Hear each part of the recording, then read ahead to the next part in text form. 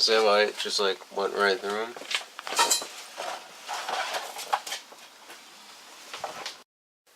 So I've been working on the Lexus. Got the stock air intake off, the stock header, and the cruise control system out.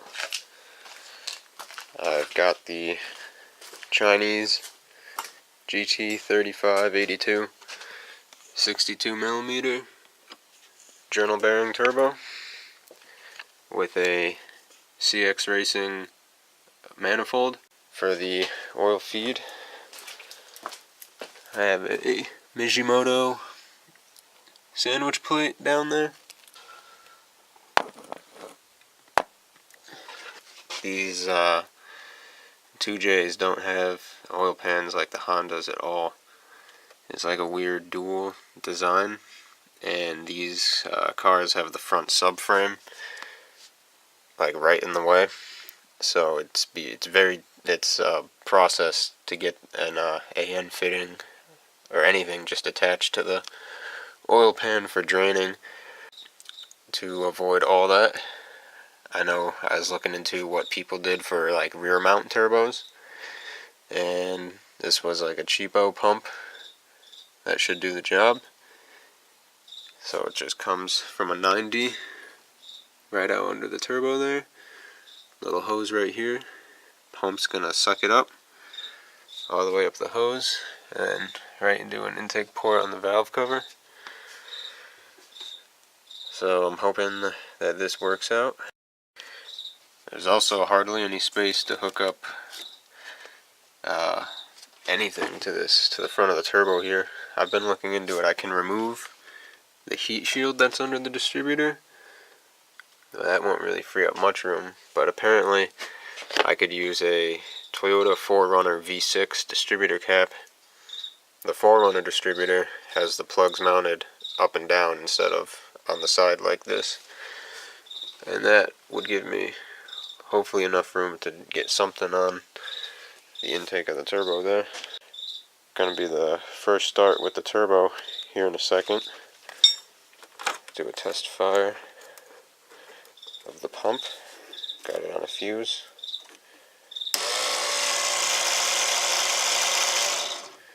And that's the pump. No wastegate, so should be loud, and it shouldn't put too much pressure on the turbo right away, since this is the first start of this turbo.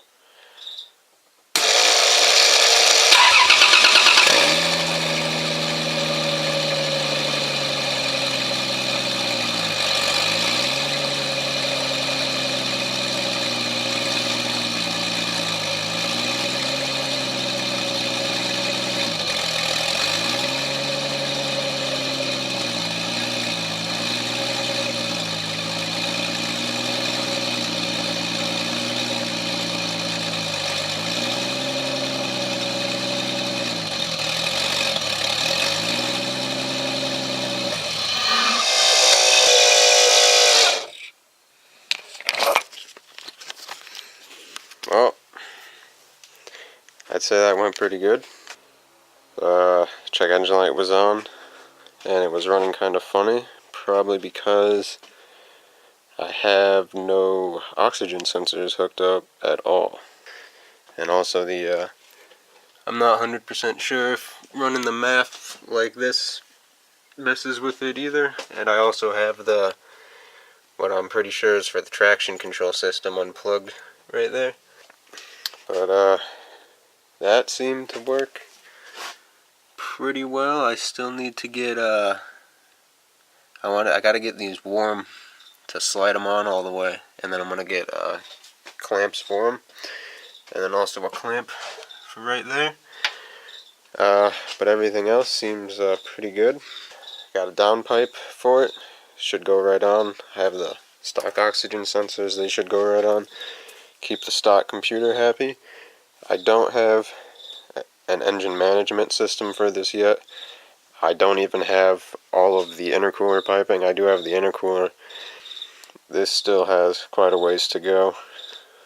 But the next step will be getting the piping, because I do have some So trying to just figure out how I want to do it, and keep researching engine management systems. I'm looking at everything. A few things had to be tidied up. The oil feed was leaking oil, and you can still see oil residue there. I tightened it up a bit more, and it seemed to stop leaking. I wired the scavenge pump up so that way it's on whenever the car's on. So here's the next startup. Hopefully all goes well.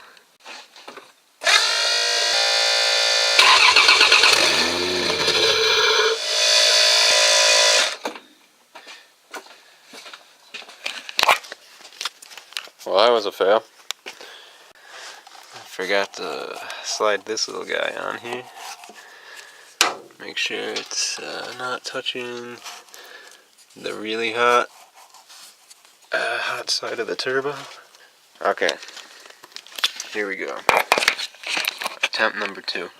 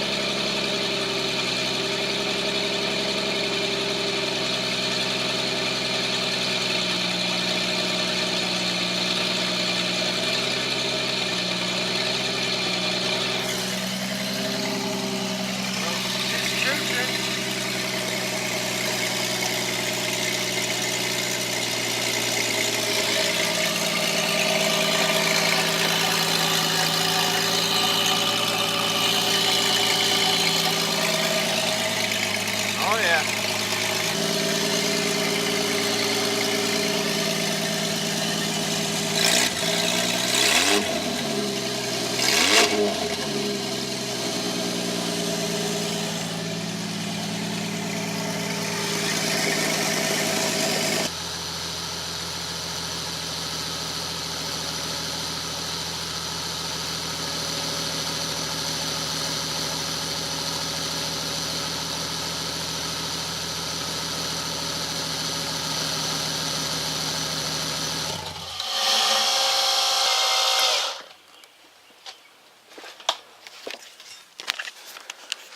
So that was a success.